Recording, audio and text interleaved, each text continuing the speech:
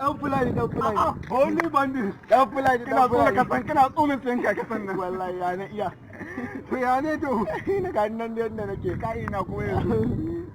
Ina so in je samu shugaba ne. Na'am. Wata tambaya ne take ta ci mun tuwo a ƙwarya. Shugaba mai rumbun ansa. Yawwa ne ka san basirar da Allah ya bashi. Sosai ma. Yawwa shi yasa. To ai yanzu ba abin da nake ai saboda haka mu tafi kawai mu je mu sha ansan nan tare. Babi juju bida. To mu je mana. Mu tafi mu je. Shugaba ikon Allah. Shugaba ikon Allah. Ya ne. Ka bali ba ga kira mai kyau da Allah ya maka.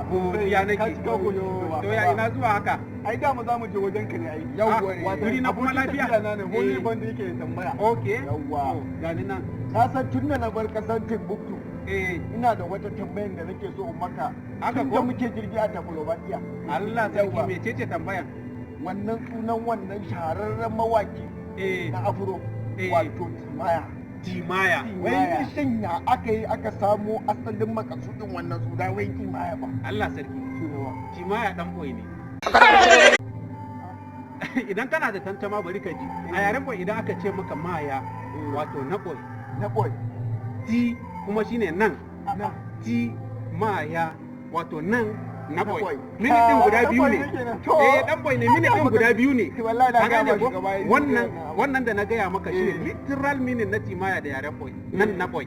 To na biyu din kuma shine ti din nan ka azumin TEA na English wato T na shayi.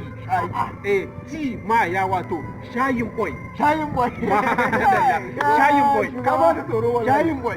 To godiya nake. To ga gaskiya mun gode shi. To duk wata tambaya kawai ku zo ku same ni duk lokacin da ko a hanya ne kamar da muka haɗu yanzu sai an ji amma da yau bukatun zaben ka. Ina da shi. A to shi kenan. Bari in je in abun nan.